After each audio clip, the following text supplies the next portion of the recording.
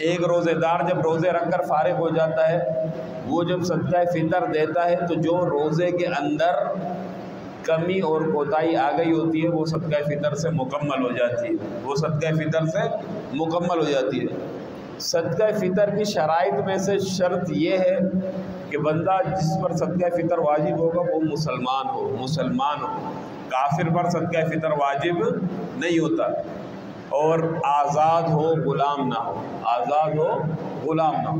پہلے دور کے اندر غلامی کا دستور چلتا تھا، خیر اب تو غلامی کا دستور ہی نہیں ہے، تو غلام نہ ہو، اور ساتھ ساتھ وہ اتنے مال کا مالک ہو کہ وہ مال کسی نہ کسی ایک نصاب تلک پہنچتا ہو، کسی نہ کسی ایک نصاب تلک پہنچتا ہو۔ ایک نصاب کا مطلب کیا؟ سونا 7.5 تولہ، چاندی 52.5 تولہ، یا نقدی پیسہ 52.5 تولہ چاندی جتنا پیسہ، یہ نصاب ہے۔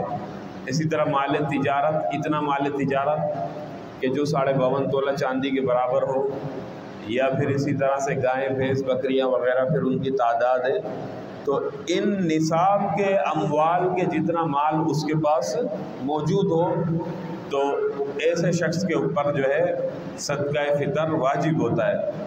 اور یہ جتنے بھی نصاب بتائے میں نے، یہ نصاب ضرورت اصلیہ سے فارغ ہو، اس کی ضرورت اصلیہ سے فارغ ہو۔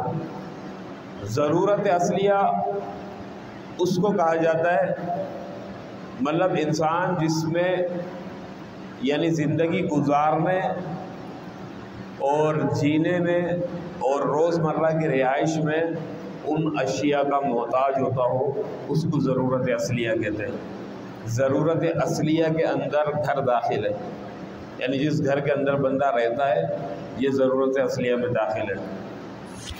لباس داخل ہے، کھانا پینا داخل ہے، اور جو ضرورت کی سواری ہے وہ بھی داخل ہے، یہ ضرورت اصلیہ ہے۔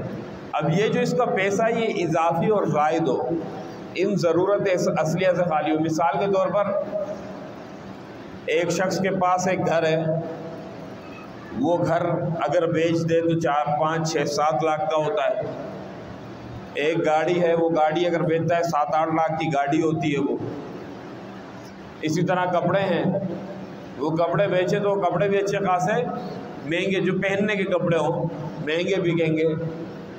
یا زمین ہو، جس زمین سے اس کا غلہ آتا ہو، زمین سے اس کا غلہ آتا ہو اور اس پر اس کا گزر بسر ہوتا ہو، یہ ساری چیزیں موجود ہیں تو یہ ضرورت اصلیہ سے فارغ نہیں ہے۔ یہ ایسی چیزیں ہیں کہ جس میں وہ اپنی زندگی گزارنے میں ان کا محتاج ہے۔ گھر میں رہے گا، اگر گھر بیچ دے گا تو کہاں رہے گا۔ اسی طرح گاڑی اس پر سواری کرتا ہے، اگر گاڑی بیچ دے تو سواری کس چیز پر کرے گا؟ ظاہر بات ہے محتاج ہوگا۔ اسی طرح لباس یا وہ زمین جس سے اس کا غلہ آتا ہے، جس سے اس کا گزر بسر ہوتا ہے سال کا، تو یہ ضرورت اصلیہ سے فارغ نہیں ہے، لہٰذا ایسے شخص پر صدقہ فطر بھی واجب نہیں ہوگا۔ اور ایسا شخص زکوٰۃ لے سکتا ہے، ایسا آدمی زکوٰۃ لے سکتا ہے۔